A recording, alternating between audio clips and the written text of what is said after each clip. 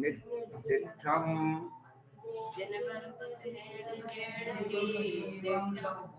देवेन्द्रवृन्दवन्दं वन्दे तं सर्वदा शिरसा। जीवम जीवम नहीं भैया, जीवम जीवम बोलोगे तो भगवान जी बन गए। हो गया ना, जीव मजीवम। हाँ, जीव मजीवम दव्वम जिनवर्वसहेण जेणे दिठ्ठं देवेन्द्रं इन्द्रं वन्दं वन्दे तं सर्वदा शिरसा। ओ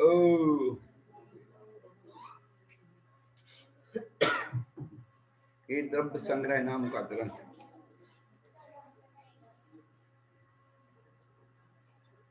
जीव आदि प्रयोजन भूत तत्व सर्वे तिन्माही विपर्यतो। मिथ्या दृष्टि जीव जीवादि द्रव्यों के स्वरूप को विपरीत समझता है, लेकिन सम्यक दृष्टि जीव जीवादि द्रव्यों के स्वरूप समझने के बाद उसे कर्ता कर्म अधिकार समझ में आता है। कर्ता और कर्म क्या है? ये जीव हर जगह अपना कर्ता कर्म स्वयं का लगा रहा है कि मैं ही सब कुछ करता हूँ, मैंने इसको बनाया है, मैंने ये किया है, मैंने वो किया है। तो जो मैं बुद्धि है वो अहंकार बुद्धि है, और अहंकार बुद्धि से कर्म का आश्रय होता है। और जहां वो जीवादि द्रव्यों के स्वरूप को समझ लेता है तो उसका संक्लेश खत्म हो जाता है। इस जीव का परिणमत इसी रूप है, हम क्या करेंगे उसमें है। एक बार जो है किसी ने कहा, वही आदिनाथ भगवान ने मारीची को क्यों नहीं सुधारा? वो तो उनके दादाजी थे, कह सकते थे। तो हम दूसरों के सुधारने की बुद्धि में कर्तापन लाद रहे हैं। अब लोगों को लगा इतने करोड़ मुनिराज नरक जाएंगे, अब उन्हें अपनी नरक तो सोची नहीं, इतने करोड़ राज मुनिराज नरक जा रहे हैं, अब उनके बारे में तुम सोच रहे हो। तुम बचा लोगे क्या? हम ठेकेदार हैं क्या उनके? हमें अपना नरक तो हम बचा नहीं पा रहे, दूसरों के नरक में बचाने को सोच रहे हैं। दूसरे के सोचने में, दूसरे के भविष्य में सोचने में अपना भविष्य खो रहे हैं। दूसरों का अतीत सोचने में अपना अतीत को खराब कर रहे हैं। तू अपना सोच, तू अपना बना। दूसरे का ना तू ठेकेदार है, ना दुनिया तेरी नौकर है। इसलिए कर्ता कर्म बुद्धि पैदा हो रही है और हम पर के कर्ता बन के अपने आप को खो रहे हैं।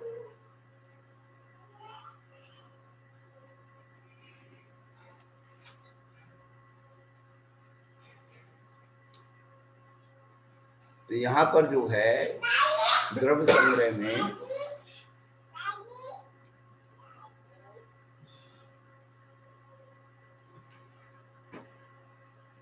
जो अधिकार चल रहा है, अजीब अधिकार चल रहा है।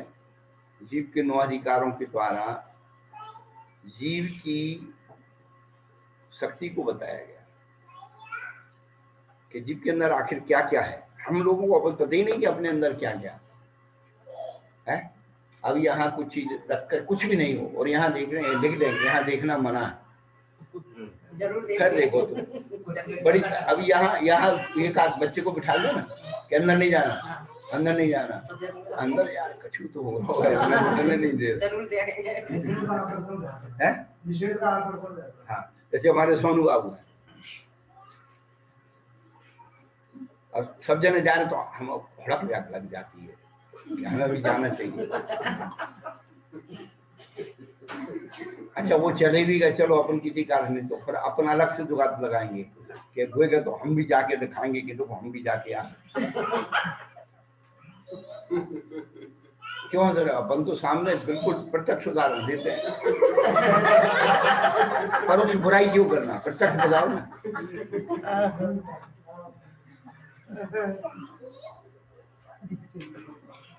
जो गया उसके पीछे लग गए। अरे वो आए, वो अपने आप, अपन को यही रहना, तब वो चले जाएंगे, नहीं रहेंगे।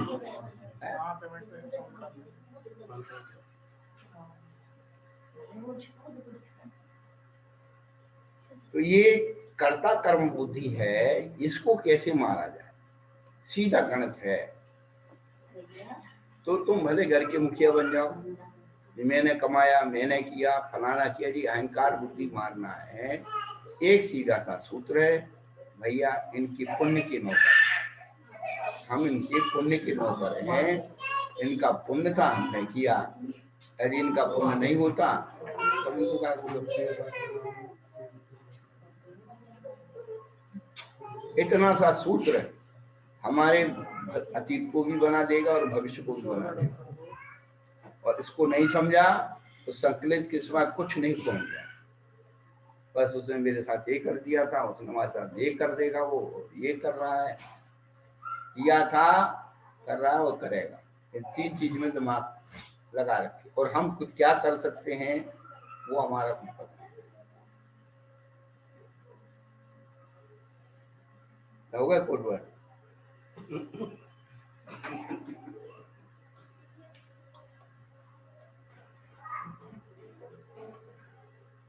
इसका मतलब जो है जिमी भाई, तुमसे तुम्हारे घर वाले तो दुखी हैं ही, तुम्हारे रिश्तेदार भी दुखी हैं।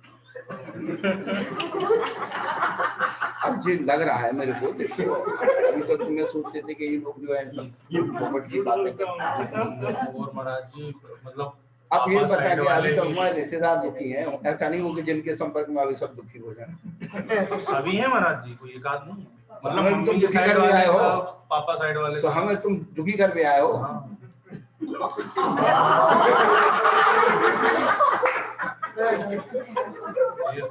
अब बताओ तुम्हारे कारण हम दुखी हों, हमारे बाबा जी बनने का क्या फायदा हुआ।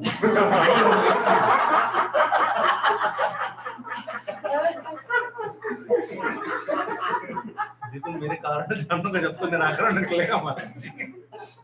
मेरे कारण जानोगे, दुखोगे जब तक निराकरण दोगे। तो तुम्हारे पास कोई कारण ही नहीं, ये सारे कारण ही महाराज जी। नहीं, तुम कर्ता बुद्धि लेके घूमते हो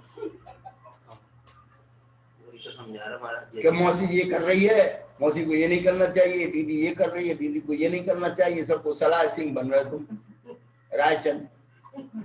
दीदी को तो वो दीदी ने ये बोल दिया ना कि मौसी को, तो दीदी को फिर दे रहा वो कि दीदी भी छोड़ देंगे टीवी, मौसी का साथ दे रहे तो बेटा सही पकड़े हैं, सही जगह आए हो। भाभी का नहीं कर्ता बुद्धि नहीं रखी जाए कोई इशू नहीं। हाँ। लेकिन वो सारा भाग्य के ऊपर भी छोड़ा जा सकता है। हाँ बोलो। फिर कहता पुरुषार्थ नहीं, भाग्य के ऊपर छोड़ा ना, और खुद ने छोड़ा। हाँ। दूसरे नहीं छोड़ा। मैंने सुनने का कि हाँ पिताजी जो आप करोगे मैं तैयार हूँ। उसके बाद उसने पुरुषार्थ करा, उस चीज को सही करा, फिर पुरुषार्थ का क्या लेना देना। पुरुषार्थ का एक लेना देना कि वो एक दिवस गई जन्म मंदिर में। अब बोलो, उस भाग को बदलने के लिए वो पुरुषार्थ किया उसने। बोलो कहाँ पक रहे हो, सही आए हो अखाड़े में। मट्टी पलटना शुरू करें ना।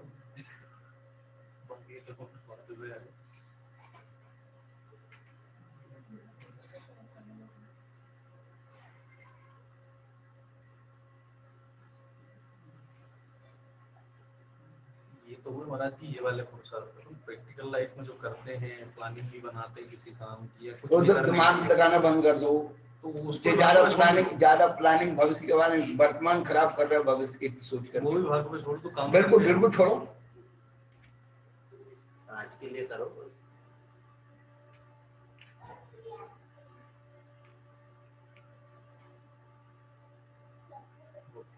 वो सामने वाले पे भी तो छोड़ो कि वो क्या करके दे सकता है हमारे लिए।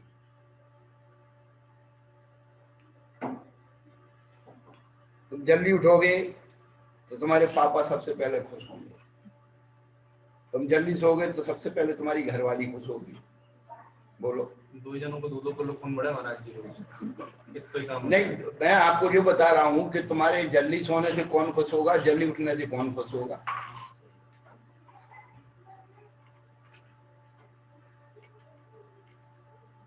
तो मम्मी तो पुत्र मोह में रोती है कि बेटा है, थक गया है, सोने दो, और बाप गाली देता है कि तूने बिगाड़ दिया।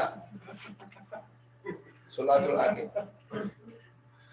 दूरी गालियां मत दे महाराज जी, वो मेरे ऊपर कोई मुंह जो पति पत्नी है एक दूसरे का साथ देंगे, तुम होते कौन हो? मिल करके उन्होंने पैदा किया तो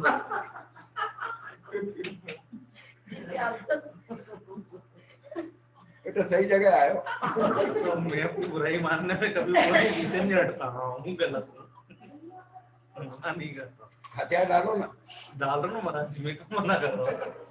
तो तुम दूसरों को क्यों फंसा रहे कि ये करेंगे तो हम ये करते हैं, वो करें तो तुमने पहले तो हमें ही फंसा दिया। तो सोने के कलश दो तो हम करेंगे, हमने कहा लो, हमने तो मना किया, आपने सुना नहीं? वो उस दिन हमने नहीं सुना, आपके बोल रहे थे सोने के कलश दो तो हम भी से करो, हमने नहीं सुना। भाई वही तो बात है, तो हमने तुरंत डन कर दिया। वो डन वाले बात तो समझ में आ गई, इन्होंने आपको ये बोला, ये हमने नहीं सुना।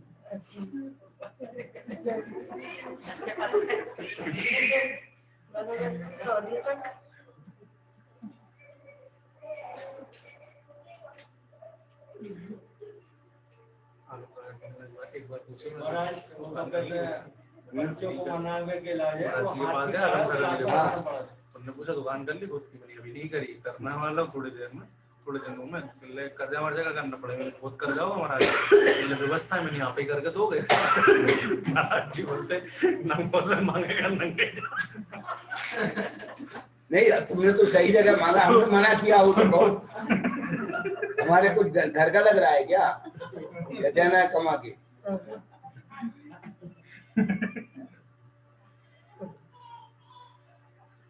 महाराज जी अच्छे काम करने वालों को ट्रॉफी मिलती है, करोड़ों रुपया दिए जाते हैं। तुम्हारे एक सवाल पे तुम्हें सोने का वो मिल रहा है, बोलो आप। करूंगा क्या उसका? अरे करूंगा क्या? सोने का अभिषेक का कलश नहीं कर, वो अभिषेक नहीं करना क्या? तो मेन चीज है, उठ के जाऊं तो सही मंदिर में। तुम्हें तो कहा, मैंने कहा क्या तो इसलिए तो हथियार डाले कि नहीं चाहिए जाओ। नहीं तो तुमने मांगा क्यों अपने मुझे? निकल गया, गलती हो गई। ऐसे गलती कर रहने दो। एक जाप दे लूंगा। नहीं नहीं नहीं नहीं नहीं बिल्कुल नहीं। तुम मेरे से एक सोना का कलश ले लो और क्या करो। अच्छा तुम चल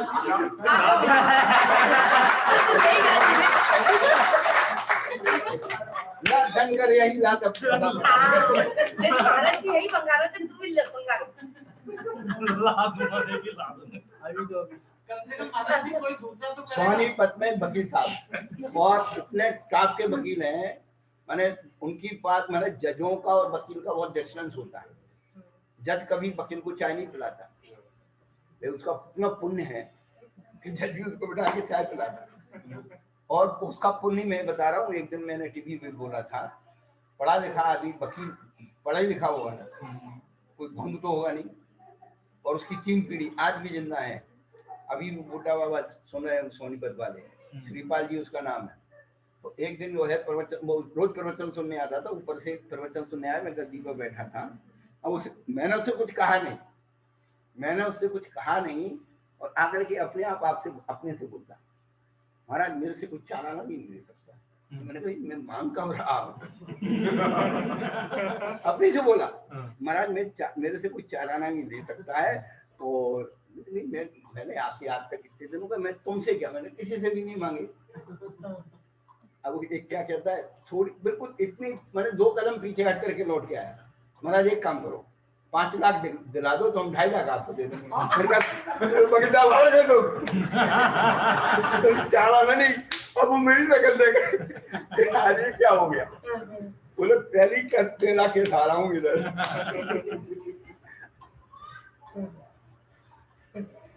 उस वकील साहब ने अपने जीवन की घटना बताई कि जो महावीर जी जाता था, तो महावीर जी का जो मानस समय है उसका अभिषेक होना था। बाद से क्या जो भी उसकी पारंपरिक कमेटी में हुई लड़ाई, अब वो अभिषेक नहीं हो गए थे, तो उसको क्षेत्रपाल जी ने कोई कोड वर्ड दिया, इधर इसको दिया और एक दूसरे व्यक्ति को भी दिया, और दोनों को वहां न एक दूसरे को जानते ना नाम सुना, और दोनों पहुंचे वहां, तो उनने उससे पूछा कि तुम्हारा नाम ये है, उसने उससे पूछा, और दोनों ने कहा कि ऐसे ऐसे मेरे को सपना है क्षेत्रपाल जी ने, और दोनों ने मिलकर के उसका कभी सेटिंग की हो, तो बाकी घटना में भूल गया, अभी भी जिंदा उनसे पूछ सकते हो, फोन नंबर मंगवा लें।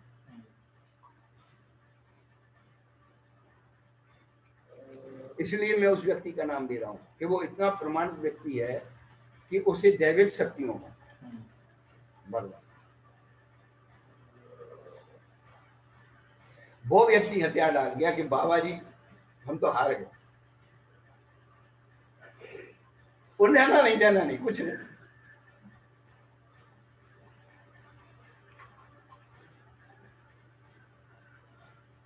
वो वाले जी बैठी है सोनीपत, उनसे पूछ लेना।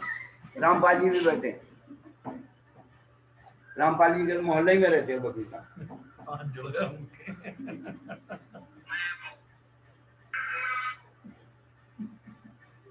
वो हर महीने कहीं नहीं जाए, महावीर जी जरूर जाएंगे पूरे परिवार, मंदिर जाए या नहीं जाए। मंदिर जाते भी हैं तो सब चले जाते लड़ने झगड़ने वाले, उसके बाद जाते यदि वो पहुंच गया तो कोई ना कोई झगड़ा हो जाता। क्यों? वो बोले बगैर रहता नहीं, वकील है।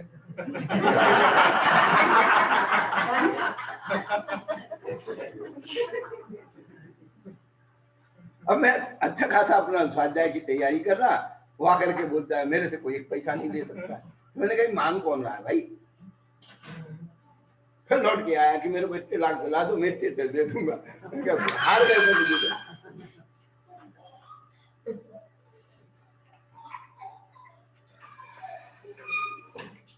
फिर उसने बोली थी, हाँ नहीं बोली बोली नहीं देता था।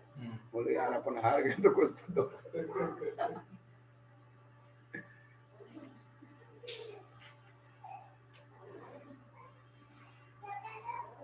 तो कौन से द्रव्य क्या काम करते हैं, द्रव्यों का क्या प्रभाव होता है? तो कर्ता कर्म अधिकार, ये जो प्रथम अधिकार जीव अजीव अधिकार चल रहा है, उसमें जीव के अधिकारों की बात करने के बाद अजीव की शक्ति को बताया गया। अजीव में क्या शक्ति है? हम लोग अभी तक अजीव द्रव्यों की शक्ति के बारे में जानते ही नहीं है, केवल एक पुद्गल द्रव्य के बारे में जानते हैं, और पुद्गल में भी जो मनोज्ञ हैं उनमें राग और द्वेष करके अपने संसार को बढ़ा रहे।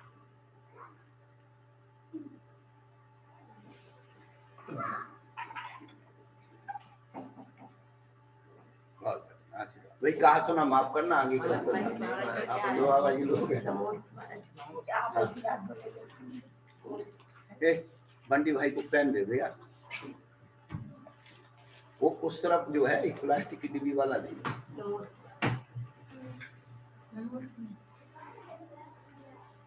चौकी पे रखा है ना उधर, प्लास्टिक की काली डिब्बी।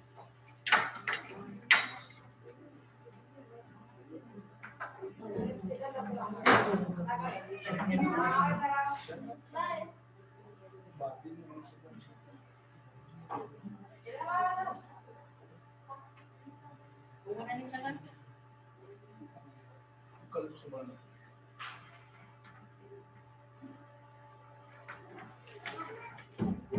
लो भाई, ये भी रखा है। स्वस्थ या मंगल।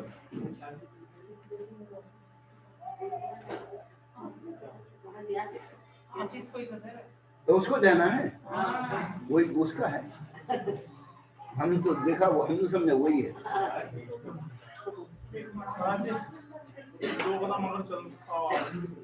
हाँ हाँ देते हैं आशीर्वाद।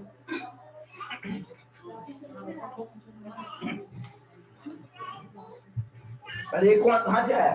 तो ये तो देखा ही नहीं हमने, इसको कुछ दिया नहीं हमने। क्या दिया? तो तू उठा कर, हमने नहीं देखा। हमने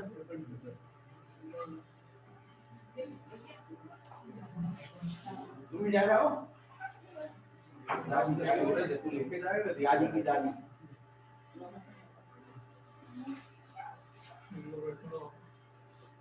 सब जा रहे हैं क्या? कुछ लोग नहीं साहब ये बैठ गए ना। अच्छा, आपका फैसला नहीं हो इसके? वही नहीं अभी तक, कलश लेके जाना है कि लेके जाना है, निपटारा तो करेंगे। फैसला नहीं हुआ इसका। ये चिमक बहुत मजबूत वाली है, छूटती बहुत देर में। क्या?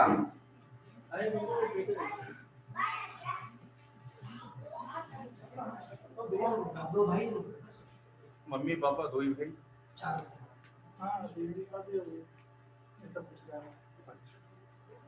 थोड़ा देर में तो जल्दी हम क्या 6 लोग रुक रहे हैं, 10 जा रहे हैं।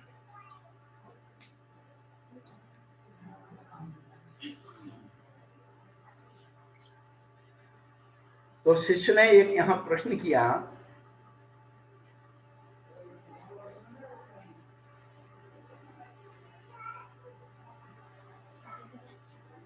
कि लोक के बाहर कालानु द्रव्य का अभाव है, तो अलोकाकाश में परमन कैसे होता है? क्या लोक के बाहर कालानु का अभाव है, कालानु नहीं है, तो वहां पर जो है परमन कैसे होता है? जहाँ कालानु है वहां की द्रव्य का तो परमन होगा, और यहाँ कालानु नहीं है, उस द्रव्य का परमन कैसे होगा? है कैसे है?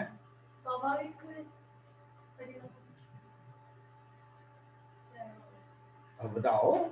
स्वाभाविक परिणाम नहीं है ना हर चीज। हाँ भाई यही तो बात है, स्वाभाविक परिणाम तो सब में हो रहा है, फिर उसकी काजब की जरूरत क्या है? चलो, तो जो हम लोगों के अंदर जितनी शंकाएं हो सकती हैं, वो सब शंकाओं को आचार्यों ने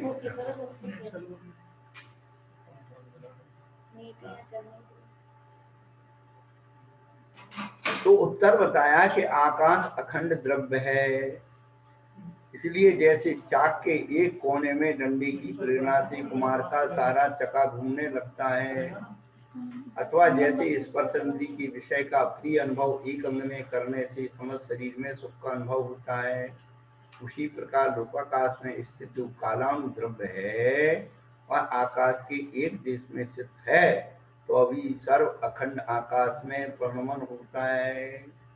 इसी प्रकार का द्रव्य शेष सब द्रव्यों के परिणमन में सहकारी कारण है। कालानु नीचे लगा है धुरी, और जो डंडा है वो ऊपर लगा है, उससे घुमा रहे। एक जगह घुमाने से पूरा चक्का घूमता है।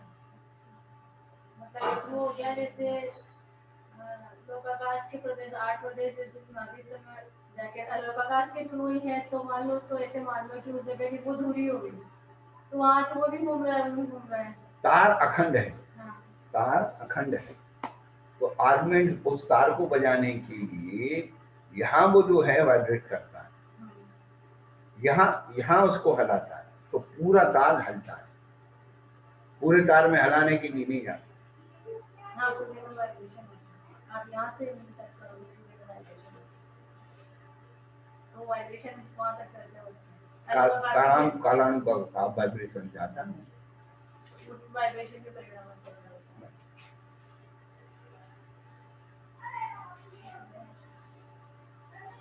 शुकाबाद में एक नाम में याद नहीं आ रहा, एक व्यक्ति हैं, उन्होंने इतनी बड़ी घड़ी बनाई, इतनी बड़ी घड़ी, और उसमें ये घड़ी है ना, ये सामान्य घड़ी, इसकी ही वो डाली उसमें मशीन, लेकिन उसके जो कांटे हैं ना वो इतने लंबे लंबे, और उतनी सी उसमें इतना बड़ा लोड दे देना, तो बहुत दिन बाद डॉक्टर कोविड हो गए थे क्या?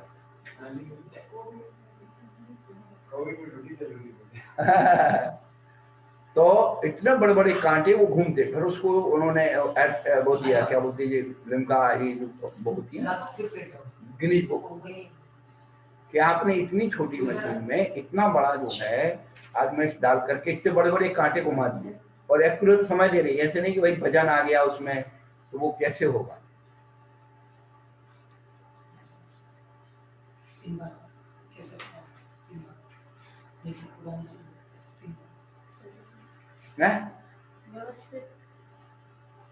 तो एक कांटे की धुरी में इतने बड़े जो है उसको घुमाने की क्षमता है, किसको? कांटे को, क्योंकि उसका स्वभाव है, किसका? कालानु का स्वभाव। कालानु में का जो है आकाश द्रव्य संपर्क में आ रहा है। लोकाकाश अलोकाकाश तो हमने बनाया, क्या कि 6 द्रव्यों का अस्तित्व है, इसलिए लोकाकाश है, उसके पारी अलोकाकाश है।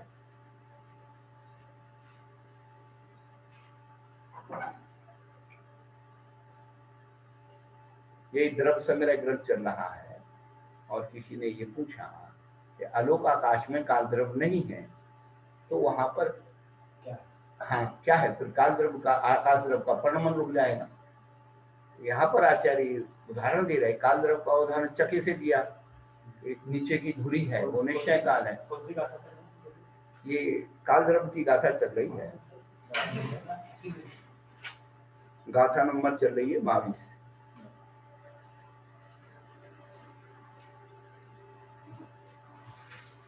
तो अजीब द्रव्यों का स्वरूप समझने से हमारे अंदर कर्ता कर्म की बुद्धि मर जाती है। इन द्रव्य स्वरूप को समझने में यही लाभ है, और बाकी के वो हमारा क्या करते हैं ऐसा नहीं है कि वो हमको उठा देते हैं कि जगा देते हैं कि कुछ होता है। ये सब उदासीन निमित्त है। अब अच्छा एक बात बता, हम आपको दूसरी बात है, जो इनका उनको अस्तित्व पता नहीं है तो क्या उनका कल्याण नहीं होता? उनका भी कल्याण होगा। या फिर हम उनको नहीं माने तो वो हमारा कल्याण थोड़ी कर रहे हैं। उद्गत धर्म धर्म आकाश काल द्रव जो है, यदि हम उनको नहीं भी माने तो क्या होगा? बोलो, जब केवल ज्ञान होगा तब पता चलेगा। नहीं, उनके द्वारा हमारा उदासीन निमित्त है। हम नहीं मानेंगे तो उनका अस्तित्व खत्म नहीं होगा। पहली बात हम नहीं मानेंगे, और नहीं मानने के लिए तो सब बताया जा रहा है। यदि तूने मान्यता बिठा भी ली है, काल द्रव का स्वरूप मान भी लिया है, तो वो काल द्रव तेरे द्रव से अलग है, उनको लेना देना। परंतु काल द्रव का प्रभाव तेरे अंदर पड़ेगा कि बिना काल अवधि के तुझे सम्यक दर्शन नहीं होगा।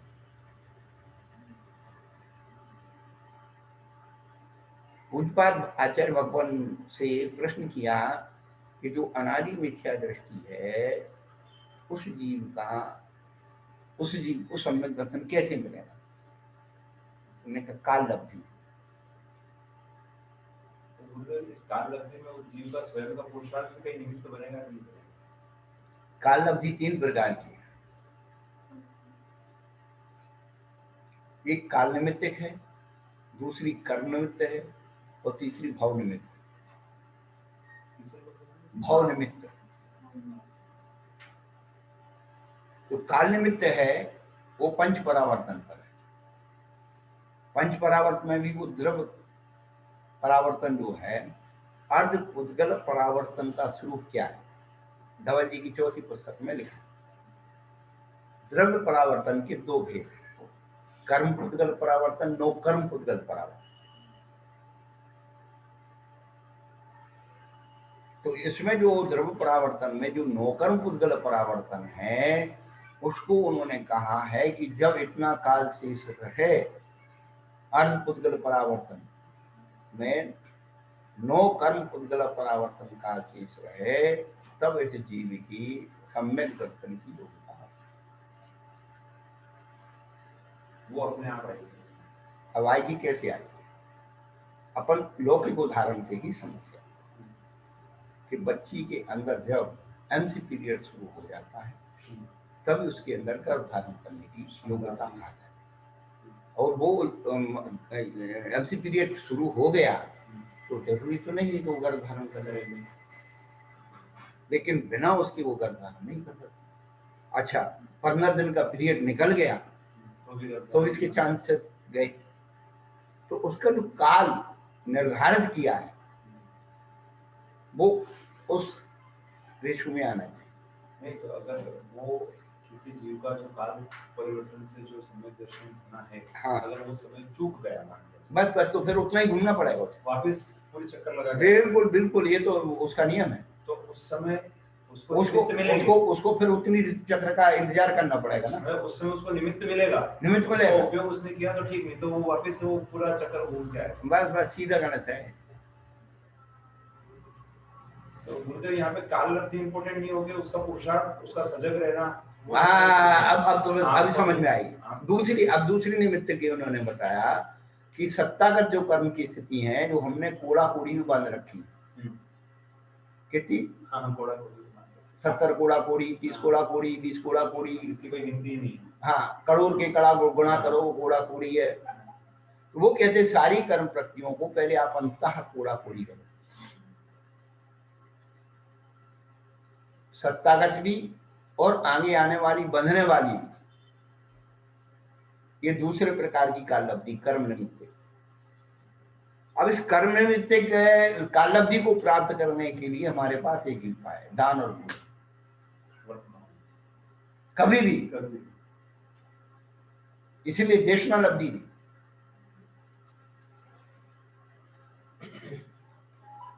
अच्छा, देशना लब्धि नहीं है इसमें। देशना लब्धि दान और पूजा का महत्व समझाएंगे ना आपको, सही है, धर्म तत्व पदार्थ का महत्व समझाएंगे आपको, वो समझ में आएगा। यदि कर्म में हुआ, क्षोभ हुआ तो वो समझ में आएगा। हम तो सबको बता रहे। बराबर। एक क्लास में सभी स्टूडेंट बैठे, लेकिन समझ में किसी को आया हैं? हम तो आपको भी कहते हैं, आपको भी कहते हो, आपको भी कहते, चलो मुनि महाराज बन जाओ। आप क्या कहते हो? महाराज इतना पुण्य नहीं है, आपके जितना पुण्य हमारा नहीं है। इसका मतलब हम साक्षात बैठे हैं कि हमारा पुण्य है, हम मुनि महाराज बने।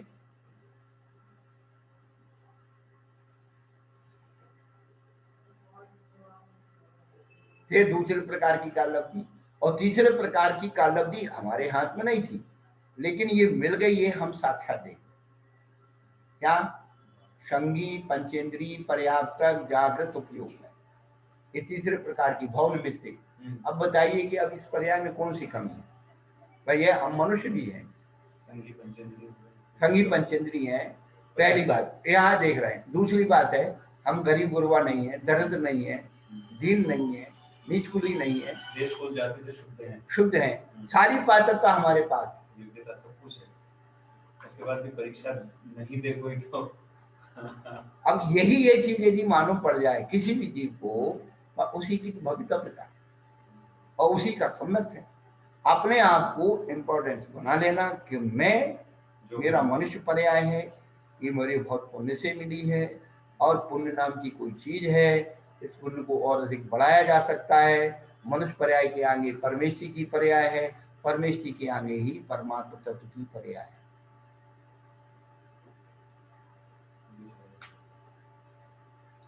हम अपनी इस कैटेगरी को समझ, यहीं बैठ करके समझें। इनकी जैसी माता बहन फुटपाथ पर कचरा दिख रही है, जूठन साफ कर रही है, जूठन खा रहे हैं, खाने का ठिकाना नहीं, कपड़ों को ठिकाना नहीं, कुछ भी ठिकाना नहीं, सर्दी गर्मी का ठिकाना नहीं। यहीं से यहीं कंपेरिजन करके अपने आप को सुपर मिले। अपने सामने कोई जीव दुख देख रहा है, उसको देख के अनुभव हो जाए। किसी को तो संवेग कैसे? संवेग क्या? जो प्रशम संवेग अनुकंपा आस्तिक जो गुण है, दूसरे के दुख दर्द को देख करके स्वयं में वो फीलिंग करना कि मेरे भी दिन ऐसे हो सकते हैं, तो अपने आप को है जिस सुंदरता पर अभिमान कर रहा है, एक्सीडेंट हो जाए तो सब खत्म, सारा नक्शा बदल जाए।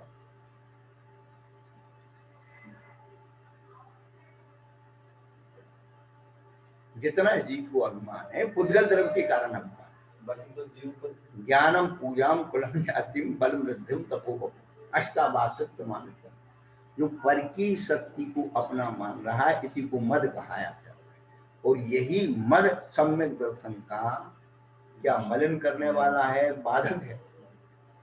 अब ज्ञान बाधक है तो ज्ञान बाधक नहीं, ज्ञान का मद बाधक है। जो क्षयस्मिक ज्ञान, ज्ञान हमेशा क्षयस्मिक ज्ञान का होता है, क्षय का तो मद होता ही नहीं। तो मद को निकाल करके आता है क्या? वो मद निकलेगा तब तो ज्ञान प्रकट होगा, छायक होगा वाला। और छायक में तो पढ़ के सीखा, उसका मद आ गया कि मुझे इतना पता है, मुझे इतना पता है। वर्तमान में यही चल रहा है। तो कोई दिक्कत नहीं है, हमें तो दिक्कत है नहीं। हमसे कोई को दिक्कत हो तो हम ठेकेदार नहीं है। हमारी कोई समस्या नहीं, हमको समस्या है।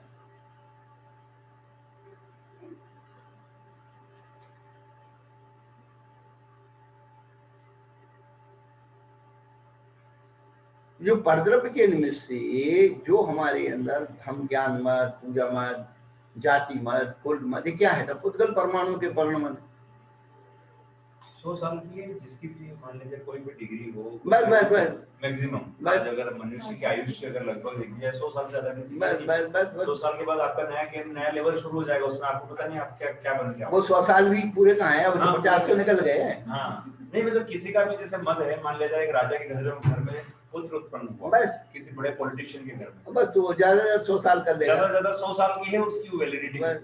फिर तो वापस से नया रिचार्ज होगा उसका।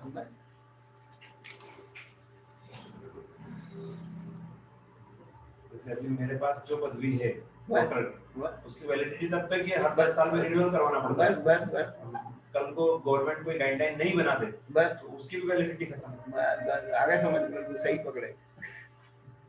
इसका मत नहीं होना, कि हमेशा ये सोचना जो मुझे मिला है वो छूटने के लिए मिला। तब मिला है कुछ कहना। सहयोग का नाम बेयोग है, जिसका सहयोग है उसका बेयोग, उसके लिए हम तैयार रहें।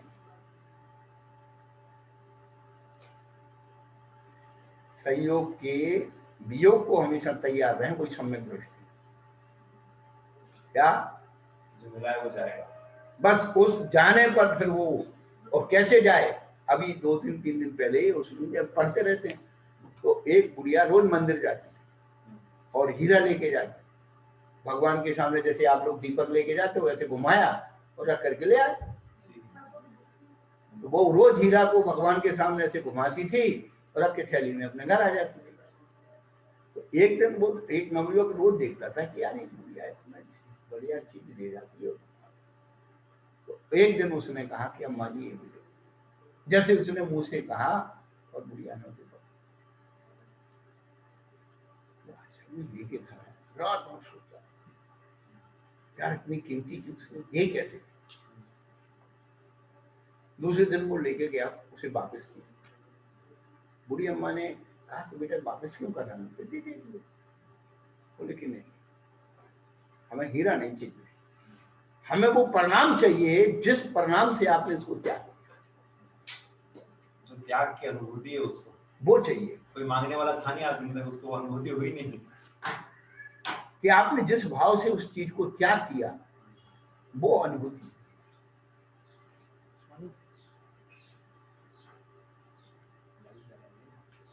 मुनवर जी कैसे कैसे निकले आप घर छोड़ के? मुनवर जी कैसे निकले घर छोड़ के जी, छोड़ के मोह माया बंधन का तोड़ के जी, तोड़ के। मुनवर जी कैसे निकले घर छोड़ के जी, छोड़ के। देर नहीं लगी, निर्णय है महाराज जी, दीक्षा दे दीजिए और जल्दी से जल्दी दे दीजिए। देर करोगे तो फिर बहुत देर हो जाएगी, और 1 महीने देर होती तो कोरोना में सब स्वाहा हो जाता। मैंने तो 1 साल देर करने का बोला था। गुरुजी को हम ये नहीं कहते कि हमको दीक्षा लेना है, लेकिन अगर आप 4-8 दिन में दोगे तो लेना। और गुरुजी उस टाइम तैयार नहीं होते कि ये 4-8 दिन में जल्द नहीं दे सकते, विचार करें तो समय निकल जाता। काल लगती आई थी उस समय। हाँ, बस वो और तीव्र इंटेंसिटी के साथ आई। बस बस बस जो इनकी जो उत्कर्षता थी भावों की कि मुझे हर हालत में घर छोड़ना, हर हालत में। आप नहीं दोगे हम वहां चले जाएंगे, कहीं ना वहां कहीं चले जाएंगे, किसी न किसी स्कूल में एडमिशन लेना है। बस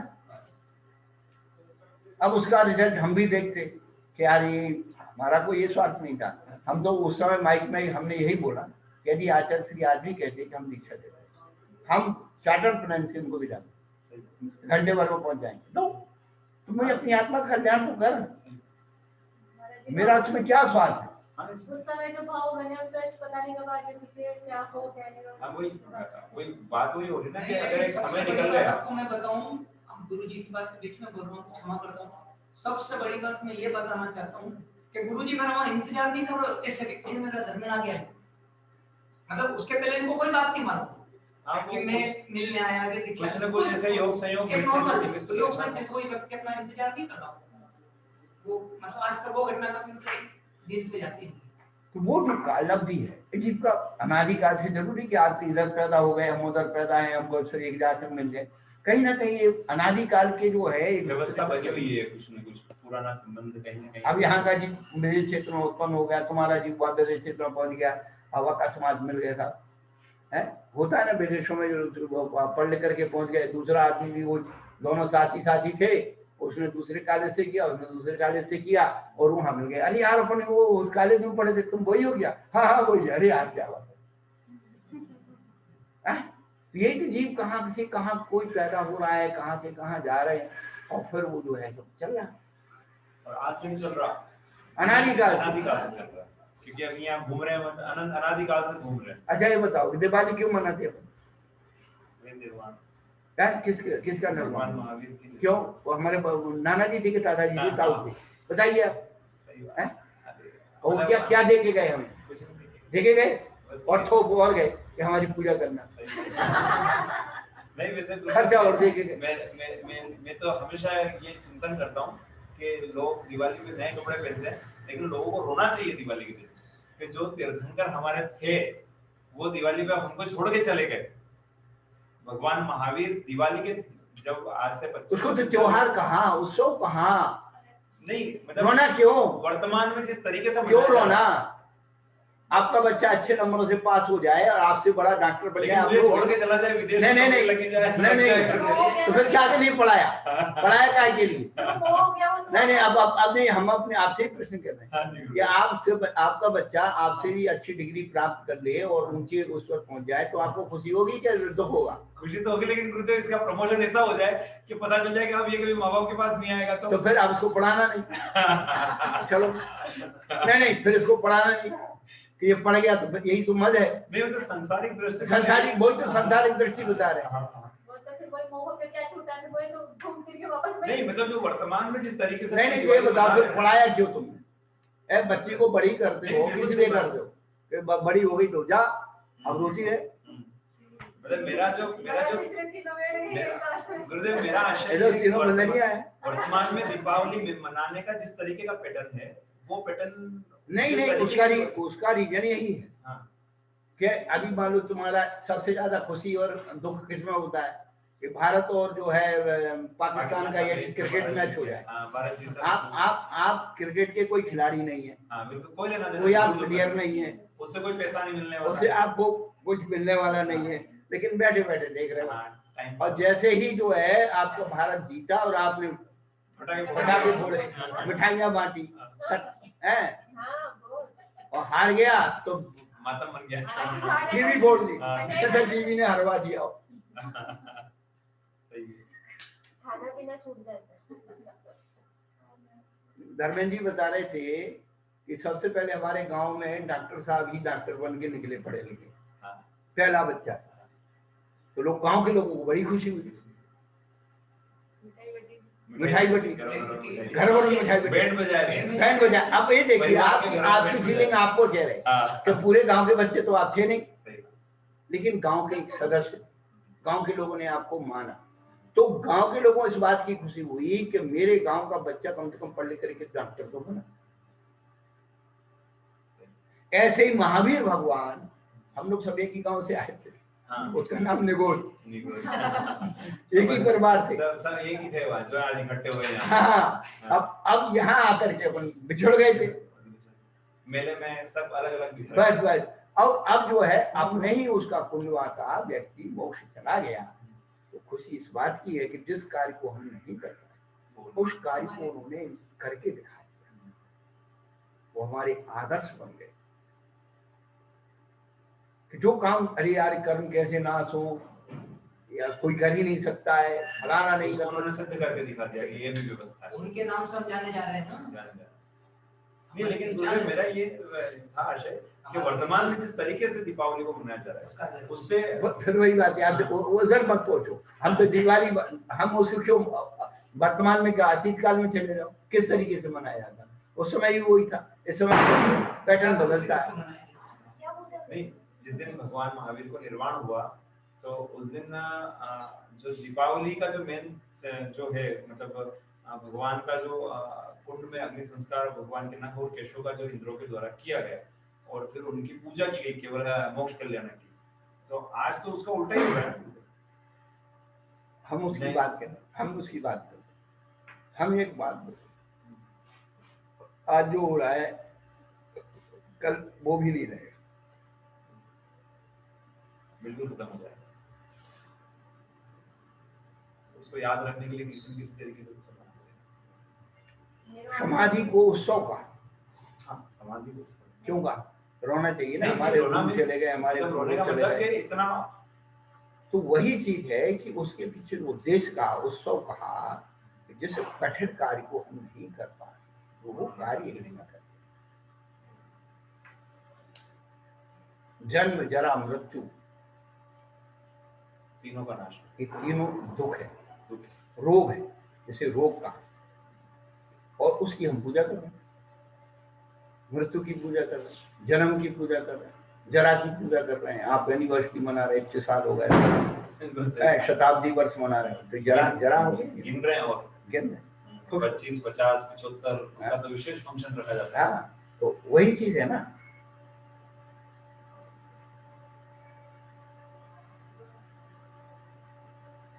तो वो जन्म जरा और मृत्यु पूर्ण हो जाते हैं, किससे? धर्म के कारण। यदि धर्म हमने धारण नहीं किया होता तो कौन यहाँ जयंती मनाने आता? सही बात। कोई नहीं। तो हमारा नहीं, जो धर्म का महत्व है वो लोगों ने समझा कि इस व्यक्ति ने इतने दिन तक धर्म की साधना की, हर तरह के उससे मुकाबला किया है, सैनिक का विजय जुलूस निकाला जाता। हाँ, डर लगता है क्या? चूहे से? नहीं, ऐसे दिखा दो। अच्छा, हमने कभी कोई बच्चे होते हैं ना, डर लगता है। तो भाग रहा था इधर-उधर। डरने वाले तो ये चूहों से। हैं? हमारे ऊपर ही कूदते हैं। चूहे डर जाएंगे महाराज। सोचे ना हमारे ऊपर ही कूदते हैं वो। तो चूहों की बारात में चूहे आएंगे।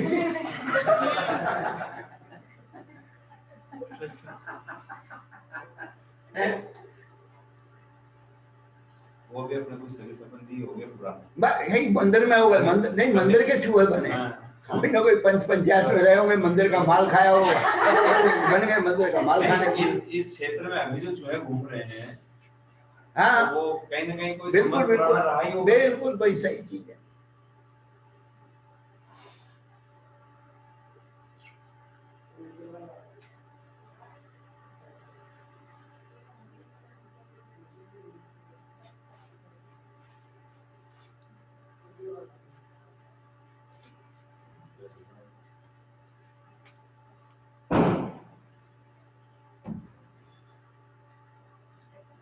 तो काल द्रव्य का जो महत्व बताया जा रहा है, काल द्रव्य के बारे में समझाया जा रहा है कि अकेले एक काल द्रव्य और इतनी बड़ी जो है आकाश द्रव्य में कैसे परिवर्तन लाता है। यदि उसमें परिवर्तन नहीं आए तो कुटस्थ हो जाए।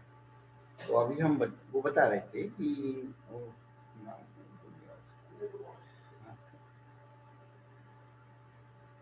सक्सेना है वो जाति से, शुक्रावार। तो ये जो छोटी घड़ी आती ना इलेक्ट्रॉनिक घड़ी, तो उसमें उसकी मशीन लेकर के इतना बड़ा डायल बनाया उसने, और उसमें इतने बड़े बड़े उसमें कांटे लगा दिए और बिल्कुल एक्यूरेट समय देके, मैंने कांटे को घूमने के लिए उतनी सी मशीन सफिशिएंट कर, क्योंकि यदि उस कांटे में बैलेंस नहीं हो तो वो तो समय आगे पीछे हो जाएगा। और उसने उसको करके दिखाया, इतनी सी मशीन में इतने बड़े बड़े कांटे लगा दिए। अच्छा, वो घुमा रही है और एक्यूरेट टाइम दे रही है, ऐसे नहीं कि आगे पीछे हो गया। तो उसके लिए का अवार्ड होता है, उसने उधर प्रदर्शन किया, उसे अवार्ड दिया और 2-4 चीजों में प्रयोग कर रहा था। वो थोड़ा सा प्रयोग धर्मी था, तो थोड़ा सा मेरे से जुड़ गया। वो संगीतज्ञ, उसका परिवार पूरा संगीत बहुत अच्छा बजाना। तो अभी ये बता रहे थे कि वो एक छोटी सी धुरी इतने बड़े कांटे में परिवर्तन ला सकती है। तो हमारा कालानु आलोक आकाश में परिवर्तन लिया तो कौन सा आश्चर्य। अपन काल द्रव्य के महत्व को समझ रहे हैं। आर्गुमेंट्स होता है तो जो बजाते हैं, पियानो बजाते हैं, तो यहाँ तो टंकार लगाते हैं और पूरे में वाइब्रेशन होता है। तो कालानु अपना काम कर रहा है। तो इन्होंने 2 उदाहरण दिए। सबसे बड़ी बात है कि वो उदाहरण जो है ना बड़े महत्वपूर्ण होता है। एक तो उदाहरण दिया उन्होंने कि चाक का चक्र, तो जो चक्र को घुमाने का जो डंडा होता है वो एक ही जगह होता है, एक कॉर्नर एक ही जगह पर्टिकुलर, परंतु वो जो है पूरे चक्र को घुमाता है और उसकी धुरी भी एक होती है नीचे, और धुरी होती है सेंटर में और उसका जो डंडा घुमाने का होता है वो किनारे में होता है। तो जितना आकाश अखंड आकाश है वो उसके उसके आधार से उसमें पूरे में परिवर्तन है। तो दूसरा उदाहरण दिया उन्हें स्पर्श इंद्री का, कि जैसे स्पर्श इंद्री के विषय का प्रिय अनुभव एक अंग में करने से समस्त शरीर में सुख का अनुभव होता है।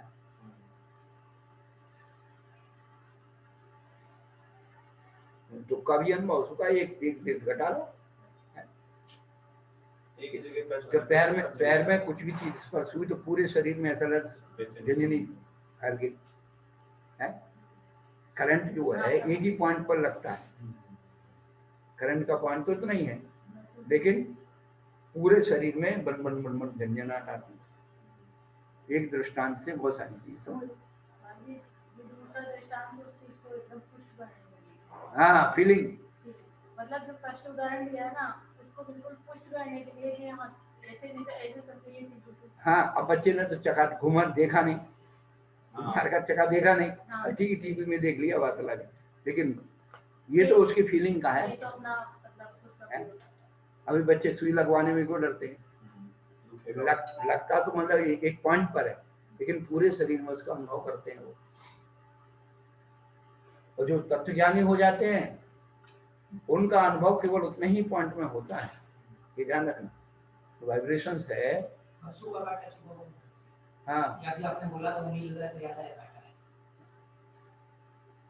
और वो भी उसको महसूस करे। वो गुरुजी बोला तो मैं वापस देखा। उसका एक दृष्टांत है, एक पंडित जी थे हजारीबाग, ब्राह्मण थे, वो थोड़े संपर्क में आ गए, तो उनको किसी वक्तव्य के लिए कोई प्रोग्राम करता है तो उसमें बुलाया, वो भूल गए, उन्होंने बुलाया। उन्होंने एक बहुत अच्छी बात है कि एक राजा ने मैंने कोई कंपटीशन रखा, जैसे वो ब्रह्म गुलाल मुनि के थे ना, अलग अलग सॉन्ग, तो एक जो है व्यक्ति ऐसा था जो, तो उसने कहा कि तुम बैल की नकल करके दिखाओ। तो उसने कहा हमें 6 महीने का समय चाहिए। अब 6 महीने में वो बैलों के बीच में रहा, उनके उठने की बैठने के ढंग को, उनके खाने पीने के ढंग को, वो सब उसने लाई। और आपने देखा होगा कोई भी जानवर की चमड़ी पर यदि कोई मक्खी फिर बैठती है तो केवल उतना ही पॉट हलता है, उतनी ही चमड़ी हलती है। तो तुम्हारे में बैठ जाए तो पूरा शरीर मिल जाता है, पूरे मिल जाते पूरा हैं। शरीर मिल जाता है। देखो, उतने उस व्यक्ति ने इतनी साधना की कि कोई मक्खी और मच्छर बैठे तो केवल उतनी ही चमड़ी हले।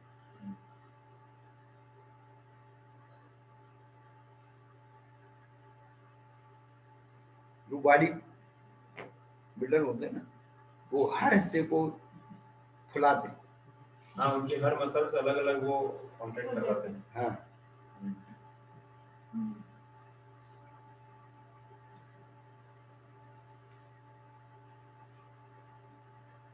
अब इतना ही हिस्सा हला, जितना हम चाह रहे उतना ही हिला।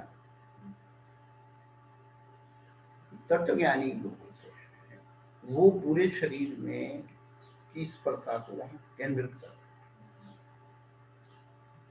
इसका एक उदाहरण शिव सागर जी का भी आता है। जानवी माता जी बताते थे, हाँ, उनको पीठ में फोड़ा हो गया था। आचार्य वीर सागर, वीर सागर, सॉरी शिव सागर जी को वो होता ना हर पीठ का थोड़ा। हाँ, और वो चिकित्सक जो आया उसने बोला कि महाराज जी इसको तो शून्य करना पड़ेगा। शून्य करना पड़ेगा। महाराज बोला तुम तो करते जाओ बिना सुने। तो महाराज जी ध्यान में बैठ गए और उसने पूरा कर दिया, सीधा लगा के पूरा कंप्लीट। डॉक्टर आश्चर्य में पड़ गया कि ऐसा कैसे। आचार्य वीर सागर जी महाराज, गणेश प्रसाद जी वर्णी जी और आचार्य विमल सागर जी महाराज को तो हमने खुद देखा। सोनागिर में 88 में चौथवा किया था, तो उनकी इधर पीठ पर हर पीठ का फोड़ा, तब वो आता था इतनी बड़ी सलाई लेकर के उसको डाल करके था। बस वो ऐसे बैठ गए।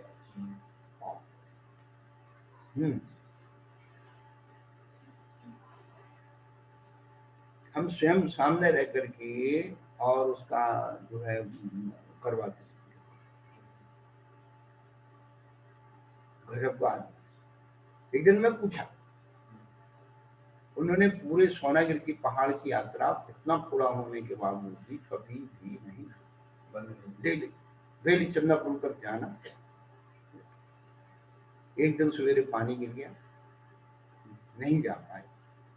दोपहर में खुल गया तो स्वाध्याय के बाद भरत चल आज तो आप उस समय नहीं मुनि महाराज थे, सन 88 की बात है, आचार्य भवन साहब। तो वो चीजें हमने निकट से देखी कि बड़े पुरुष उन्हें कष्टों को कैसे झेलते। वही कष्ट सबको एक साथ, हाँ कष्ट सबको एक साथ, लेकिन जो उपयोग है ना वो स्थिर है। तो पूछा महाराज जी ऐसा कैसे कर, एक छोटा सा बात तो हो जाता, जमीन नहीं आती रात भर, पूरा घर उठा के रख देते, बांध और उठाओ नहीं तो लगता। महाराज वो बड़े अच्छे से बोलते, महाराज ज्यादा पीड़ा होती है ना तो हम इसे विचार करते हैं कि यहाँ पर भगवान की मूर्ति रखते हैं, उसका चिंतन करते हैं। उनका ये बहुत कंसेप्ट फेमस है कि अगर आपको सिर दर्द हो रहा तो सिर में भगवान विराजमान करके नमोकार मंत्र गिनने रहो, मतलब इमेजिनेशन में। बस वो जो हीलिंग पद्धति जो है, तू अपनी हीलिंग खुद कर। और हमने भी उसको अनुभव किया, आजमाया। पूरे शरीर में सबसे ज्यादा दर्द कौन हिस्से में? पूरे शरीर में सबसे ज्यादा दर्द कौन से हिस्से में? हाँ मनीष जी, दांत में सबसे ज्यादा दर्द। अब दांत में दर्द सबसे ज्यादा क्यों होता है? सहन क्यों नहीं होता है? माथे का दर्द इतना नहीं होता है, दांत का दर्द माथे में दर्द पैदा कर देता है, माथे का दर्द दांत में पैदा नहीं करेगा। क्या समझ में आई? अब क्यों आई और क्या क्या उसका रीजन है? तो दांत के पास जो छोटी छोटी नसें हैं वो क्या होती हैं कि दांत में दर्द नहीं होता, मसूड़े फूलते और मसूड़े फूलने से दांत की हड्डी से वो टच करते हैं, उससे दर्द होता। दांत में तो दर्द होता ही नहीं है, दांत तो हड्डी है। पर जो मांस घायल हो जाता है, छिल जाता है, उससे कोई भी चीज टच करती है वो दर्द करती है। तो मूल बात यह है कि वो दर्द वहां घनत्व को प्राप्त हो, यदि वो थोड़ा सा फैल जाए तो कम महसूस होगा। तो हमारे तो पूरे दांत इतने सारे टूटे हैं और तो दुखे हैं, तो उसका आनंद लिया। मूल बिद्री से शुरू हुआ दर्द और हुबली में आकर के हमको 20-25 दिन लगे, और एक दिन तो इतना दर्द हुआ कि चलना भी है और तो कहीं शक्य नहीं, और स्थान भी नहीं। तो पहुंचते इतना दर्द हो गया कि रात में बुखार। और वो जो संघ सेवक थे, रोटी बोटी का तो खाने मिले, उन्होंने वो भजिए, बेसन के भजिए बनाते वो पानी में डाल देते, नींबू के पानी में थोड़ा सा मसाला, बस वो सीधे लो रसगुल्ले के क्यों जरा सा मुंह चलाया, इधर उधर गया तो फिर वही दर्द तैयार, खाया नहीं जाए। अब इसलिए बता दिया कि भाई कभी और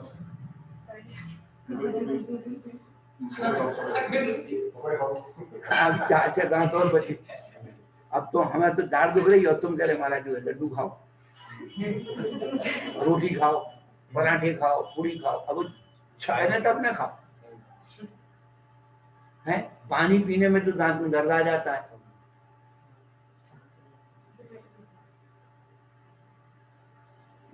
पानी भी ठंडा गर्म लगता है। अब तुम अपनी गाना गा रहे, हमारा तो पानी भी नहीं पिया जा रहा।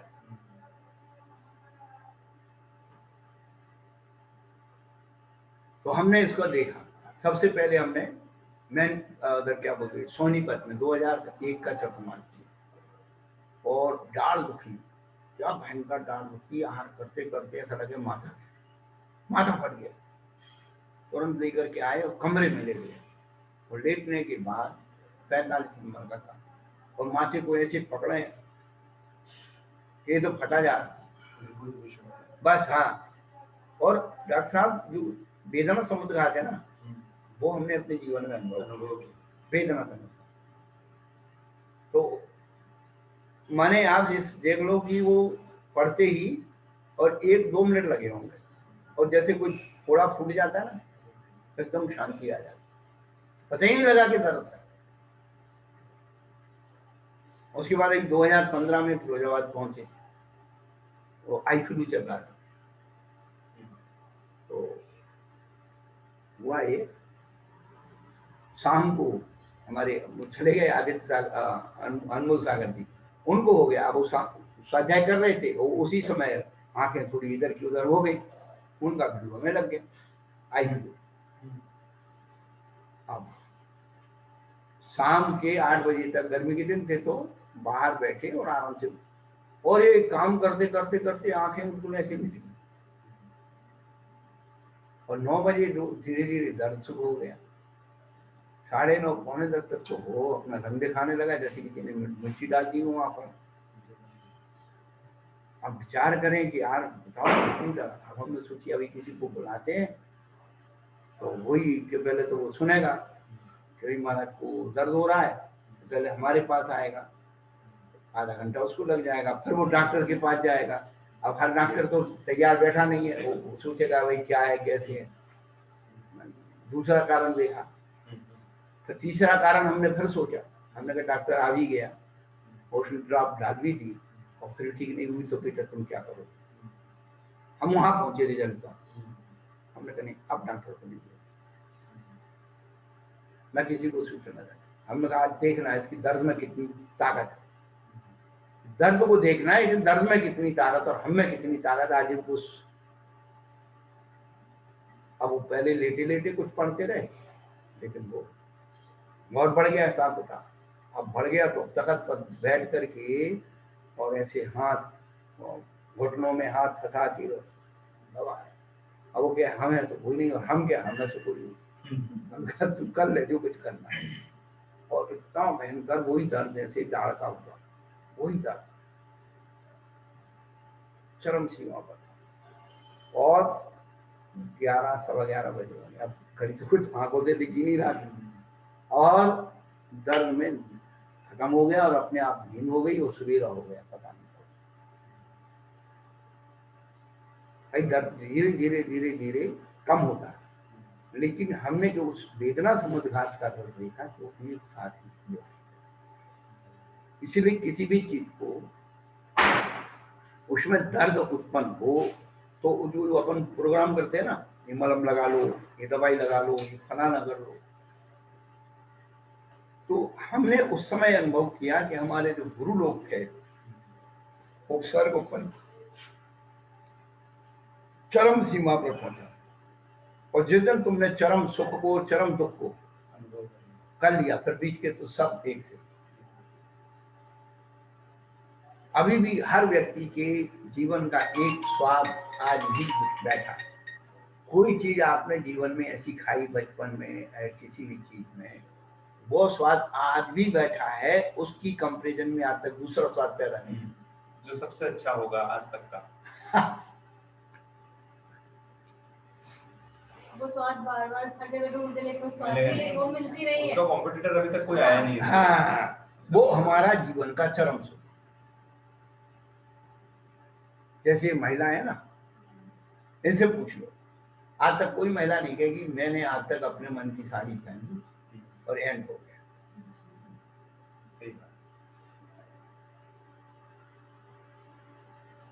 जो भी बाजार जाएंगी वो साड़ी अच्छी लगी खरीद लाएंगी, अच्छी लगी। गौरव देख देख के देखो आप दूसरों को बदनाम कर रहे हैं।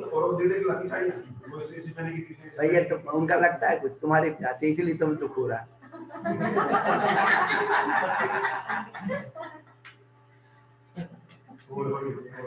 और जो महिला कमाती है वो तो दबती नहीं है। आदमी से कहे तुम्हारे पैसे से खरीद लाई, मैं अपनी लाई, तुम्हें क्या कष्ट हो रहा, क्या हो गया डॉक्टर? मतलब इसमें चरम सीमा कब नहीं आएगी बस। तो जीवन का चरम सुख और चरम दुख,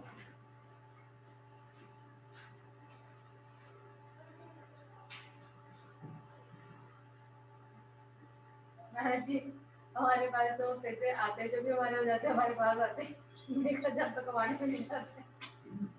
अरे आप घर की लक्ष्मी हो। तो ये सब चीजें चलेंगी। तो यहाँ पर जो आचार्य कहते हैं कि तुम अपने जीवन में चरम दुख और चरम सुख का अनुभव कर, बैठा कोई दिक्कत नहीं।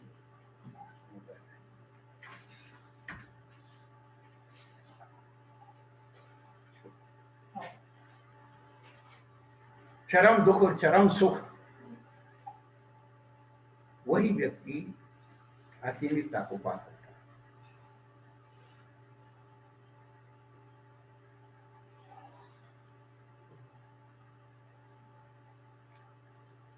जब किसी रोग का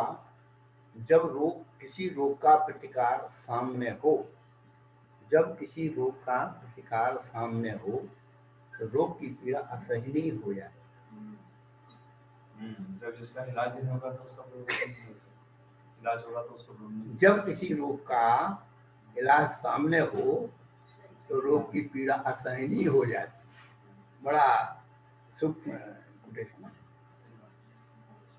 अगर पता हो सामने वाले को हाँ इसका इलाज है तो वो उसको सहन ही नहीं कर पाएगा, फटाक से वो दवाई लाओ, जैसे मिले वैसे लाओ। अंदर से परिणाम इसीलिए मनुष्य और त्रियंचों को वेदना से मनुष्य त्रियंचों को वेदना से सम्मत क्यों नहीं होता है? क्योंकि उनके प्रतिकार उसके पास। नारकियों को क्यों होता है उनके पास प्रतिकार? नहीं उनके पास। अपन तो सारा सीधा गणित मानते हैं।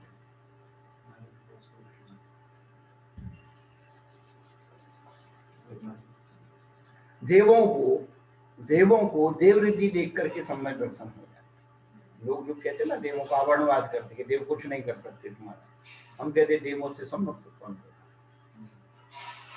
क्या वो देव नरक में जाकर के तुम्हें संवेदन करते हैं और देशना लब्धि देते हैं, सम्यक दर्शन होता है। हाँ नहीं, वो बता रहा हूँ कि सीता का जीव हो या कोई भी जीव हो, कहीं भी हो, तो नरकों तक, तीसरे नरक तक जो है देशना से सम्यक्त होता है। तो कौन देशना करने जाता? तो सम्यक दर्शन के निमित्त कारण है। तो जो सम्यक दर्शन का हमारा निमित्त कारण हो उसी को हम गाली दे दें। यहाँ पे वो ये प्रश्न ये वाक्य जोड़ देते हैं ना कि अगर आपका पुण्य होगा तो अपने आप आ जाएगा। मेरी बात सुनो, हम हर बात पुण्य पाप का जवाब है। जब तुम्हारा पुण्य इतना है, इतनी बड़ी हवेली तुमने बनाई है, तो तुमने चौकीदार क्यों रखा है? तुम्हारा पुण्य होगा तो अपने आप रक्षा होगी, चौकीदार की जरूरत क्या है? फिर उसमें ताला लगाने की जरूरत क्या है मकान में? वो एकांत वाला कथन हो गया कि अपना पुण्य होगा तो ऐसा होगा। ये पुण्य पाप की व्याख्या कब लगाई जाती है? किसी भी कार्य की सफल होने पर एक पुण्य और पाप की व्याख्या लगाई जाती। उसके पहले सारी जो व्याख्या लगाई जाएगी पुरुषार्थ की लगाई जाएगी। प्रारंभ अगर किया जाए किसी का तो पुरुषार्थ है, उसके बाद होना नहीं होना वो बस वो पुण्य पाप के अधीन है। फिर आप या किसी कार्य में सफल हो गए तो आप अपने आप को नहीं, पुण्य को धन्यवाद दीजिए, पर को धन्यवाद दीजिए, पर का उपकार मानिए। यदि आपने ये कहा कि हमारी पुण्य का उदय था, सब ये हो गया, तो समझ लेना आप कर्तापने से अपने आप को डुबा। अभी फेसबुक पे भी वीडियो क्लिप चल रही है, कहीं पे किसी ने प्रश्न पूछा, लौकिक प्रश्न है, क्या विवाह के समय कुंडली मिलाना जरूरी? तो उसका आंसर इस तरीके से प्रस्तुत किया गया कि रामचंद्र जी और सीता जी की कुंडली मिलाई गई, उत्कृष्ट रूप से मिलाई गई, उत्कृष्ट मुहूर्त में शादी की गई, फिर भी उनका वियोग हुआ और इतना वनवास। इस उदाहरण को देखकर उन्होंने कुछ कुंडली मिलाने की जो या जो भी नहीं, हम आप अपनी बात कह दो, तो उसका पूरा कचरा कर दिया कि नहीं, इससे कोई मतलब नहीं। आपके वाइब्रेशन अगर मिल गए तो आपको विवाह कर लेना चाहिए। फिर अब आपको जब कुंडली मनाने की जरूरत नहीं है तो फिर ये बताइए कि फिर ये बात है, ये पंचकर्मा का मुहूर्त निकलवाने की जरूरत क्या है? वही वही मैं आपको बता रहा हूँ, ये जो एकांत वाला कथन जो आज चल नहीं रहा नहीं, है, मैं आपको दूसरी बात बता, अब ये तो अपनी इस पीढ़ी में पैदा हुए, अपनी पिछली 2-3 पीढ़ी में देखो, हमारे माँ बाप का जो ब्याह हुआ था, मालूम है 3-3 पीढ़ी की कुंडली मिलाई गई। हाँ इसके दादा कौन थे, इसके बाबा कौन थे, इसके मामा कौन थे, इसके नाना कौन थे, इसके हाँ, कौन थे? मतलब वो ननिहाल की गोत्र निकालो, एक व्यवस्था है ना, गुरुदेव, 4 गोत्र छोड़ के विवाह किया जाता था। वो क्यों? आप डीएनए का जो आप हाँ, डॉक्टर बस, हो वही तो डीएनए यदि उसका वो हो गया, आनुवांशिक बीमारियां कम होती है उसमें, जैसे ये मुस्लिम कम्युनिटी में हाँ। होता है ना कि मामा बुआ के लड़कों से शादी हो जाती है, हाँ, तो उनमें जैसे हीमोफीलिया, थैलेसीमिया और ये इस तरह की खून की जो आनुवांशिक कई बीमारियां हैं। नहीं, उनके यहाँ वो मामा बुआ का कुछ नहीं है। हाँ। मैं आपको दूसरी बात बताता हूँ, वो तो भोग प्रधान संस्कृति है, कुछ भी करो तो पत्नी के साथ, माँ के साथ, वो उनकी मर्यादा ही नहीं है, वो तो इतना दिखा देते लोग बाहर में, वैसे उनका कुछ भी नहीं है। हलाला किसी के साथ कर लो, सही बात, ससुर के साथ हलाला कर लो, सही बात, बिल्कुल सही। लोग उनमें कोई भी नहीं, सही बात है। तुम कहाँ बात कर रहे हो? केवल विवाह की बात नहीं है, जो आदमी का जो रजोबीज से जो बॉडी का जो स्ट्रक्चर तैयार होता है, इसलिए हमारी जाति और कुल की शुद्धि क्यों करें कि जो उत्पत्ति का जो स्थान है, जो भूमि है, वो शुद्ध होना चाहिए, और उसमें डलने वाला बीज भी शुद्ध होना चाहिए। इसमें मुझे एक ने मुझे कंफ्यूजन में डाला, जब चर्चा चल रही थी सज्जातित्व की, हाँ, तो उन्होंने कहा कि अपने यहाँ सज्जातित्व शब्द नहीं है, सतजातित्व शब्द। हाँ, हाँ, तो बोले सत का मतलब उत्कृष्ट, इसमें इसको बना दिया सबने स, मतलब समान चाहिए। तो वो मुझे मतलब चर्चा चली। देखो नहीं, आप देखो, मूल बात है सत, और डाकू जाके से बन जाता है, ये व्याकरण का नियम है, वर्गे तद्वर्ग। तो वो ये कहना चाह रहे हैं कि मतलब जो जितने भी जैन समाज में वर्तमान में अलग अलग तो तवर्ग जो है, चवर्ग में परिवर्तन हो जाता है, चा छ जा और ता था दा, तो दा का जो है जा तीसरे वर्ग में बन गया, उसको व्याकरण का ज्ञान कराओ। तो मतलब ऐसी चर्चा यही चली कि जैसे हुमड़ की शादी हुमड़ से हो, बोले ऐसा कुछ नहीं है, हुमड़ नरसिंह की शादी का वो है, सारी जातियां ये जो जैन धर्म को आज मानने वाली वो सारी सद है, सारी उत्कृष्ट है। देखो ऐसा है, तो फिर ये अलग अलग हमारे आज से 50 साल पहले जो पंचायती होती थी, कुछ भी हम कहते हुमड़ में भी यदि उसने किसी अपने पारिवारिक में भी कर लिया है तो उसे गांव के बाहर मानते थे। हाँ, पर ये जो तुम्हारा केवल ये विषय वासनाओं का व्यापार तैयार हुआ है, इससे धर्म का कोई संबंध नहीं है। यदि धर्म होता तो ये काम करते ही नहीं। जो लोग कहते हैं कि नीच को ऊंच बना दो, तुम नीच को ऊंच बनाने के चक्कर में तुम नीच के साथ उच्च वाला भी नीच बन गया। वो नीच वाला ऊंच नहीं बना। गंदे पानी को अच्छे में मिलाएंगे तो अच्छा पानी गंदा ही होगा। हाँ, अब समझ में आ रही है। गंदा पानी अच्छा नहीं होगा, होगा ही नहीं ना।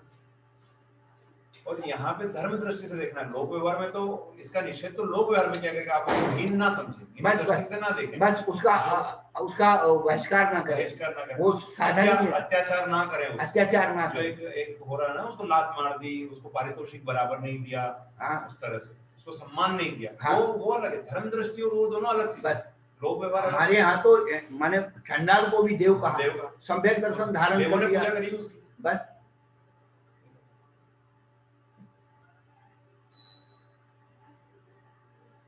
जो विसंगतियां उत्पन्न हो रही हैं वो इस कारण से हो रही कि विषय वासनाओं में तो हमने जहाँ लिमिटेशन करना चाहिए वहां तो छोड़ दिया, और जहाँ पर लिमिटेशन नहीं होना चाहिए वहां लिमिटेशन कर दिया, वहां तो बिल्कुल बंधन कर दिया। जो धर्म मार्ग है उसमें बंधन कर दिया और अधर्म मार्ग को पूरा खुला छोड़ दिया। और उसके पीछे कंसेप्ट ये है कि समाज का क्या होगा। छोटी सी समाज, आज कहीं भी बात शुरू होती है एक ही बात होता है, अपनी जैन छोटे समाज में कि तो समाज का कोई लेना देना ही नहीं है धर्म से। जैन समाज तो नहीं, चलो हम अब दूसरे आपकी बात पे चलते हैं। तो बोले चलो कोई जैन की बच्ची जैन में आ गई, हम मान लें, चलो हम उसको भी मान लेते। और तुम्हारी बेटी अजैन में क्यों चली गई? उसका तुमने क्या किया?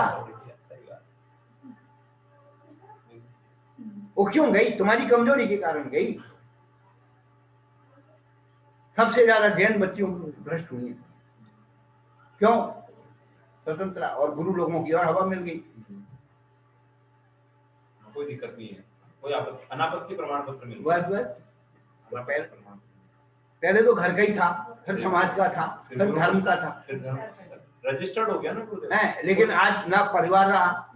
यदि मैं आपको दूसरी बात कहता हूँ, चलो कोई भी चीज है, उसको बच्ची को शादी करना, तुम्हें भी करना, तो उसको करना, तो हंसी खुशी विदा क्यों नहीं करते कि बेटा तूने मेरा काम को हल्का कर दिया, मैं ढूंढता, तूने अच्छा कर दिया, चलो अच्छा जाओ। फिर उसको तुम अपनी कुल की, धर्म की, फलाने की 10 दुआई दे दे करके और उसको पहले रोकते हो, तो नहीं मानता तो भाई चलो वो है, स्वीकार करते हो। अब स्वीकार इसलिए करना पड़ता है, एक ही तो है, एक ही लड़का, एक ही लड़की, भैया तुम सुखी रहो। अरे कुछ उल्टा पुल्टा करोगे तो दुख होगा, तुम लेके भाग जाओगे तो वैसी बदनामी होगी। चलो भाई हाँ चलो 4 जनों के सामने कर दो, वाह बढ़िया बढ़िया बेटा, आशीर्वाद, बढ़िया, पुण्य का उदय आया। पुण्य का उदय। तो जीव ने भोग भोगने के लिए तो अपने सारे रास्ते निकाल दिए है, भोजन भोग भोगने के लिए सारे रास्ते, चार मुनि कर्म को पकड़ लिया। ये तो 4 मुनि कर्म का उदय है, इसमें उसकी कोई गलती ही नहीं, उसकी गलती। और धर्म में शादी आप कर ही नहीं सकते, आप ही कर ही नहीं सकते हो, ये इसमें तो इतना पाप है, इसमें इतना पाप। तो धर्म में तो पाप दिखा करके वो सारा छोड़ा दिया।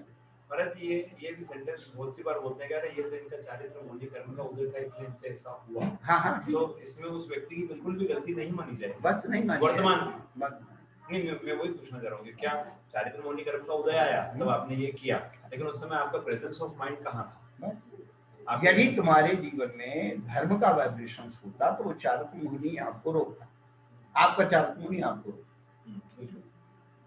और मैं आपको बहुत दूसरी बात बोल रहा हूँ, आपके उस चारित्र मुनि को हमारे परिवारजन ने रोकने की कोशिश, धर्म की, समाज की, प्रतिष्ठा की, हैसियत की, सारी चीजें रखी कि भाई उसकी हैसियत क्या है, तुम्हारी क्या है, एक एक चीज करके। नहीं, हम तो इंसान से जाते, इंसान से जाते, बहुत अच्छा।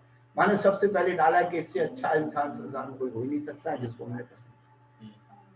हाँ, मतलब दुनिया में पूरे 3 लोग में इससे अच्छा तुम्हारे लिए कोई है ही नहीं, तब आपने उसमें मोहर लगाई कि हाँ बस मैं करूंगा तो इसी से करूंगा। अच्छा करना है। श्रद्धा हो जब दिल वाणी पर, विनय सहित उर्मे धर लो, बिना पढ़ाई। देखो बिना पढ़ाई पढ़ते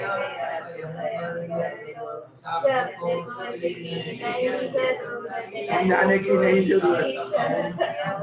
शब्द स्वयं बदलाए अपने गहरे अर्थों को, शब्द शक्ति है, शब्द ब्रह्म है, शब्द अर्थ का है भंडार, शब्द ज्ञान से ज्ञान है बढ़ता, शब्द भाव से हो भव पार, शब्द शब्द में अंतर भी हो, अर्थ भाव का एक ही द्वार, शब्द अमित के होने पर ही सीमित लगता है संसार। मुझे दादा माता की महाराज की जय। 24 ठाणा की क्लास प्रज्ञा समीर जून चैनल पे होगी, आप सब अभी एक चल रहा था।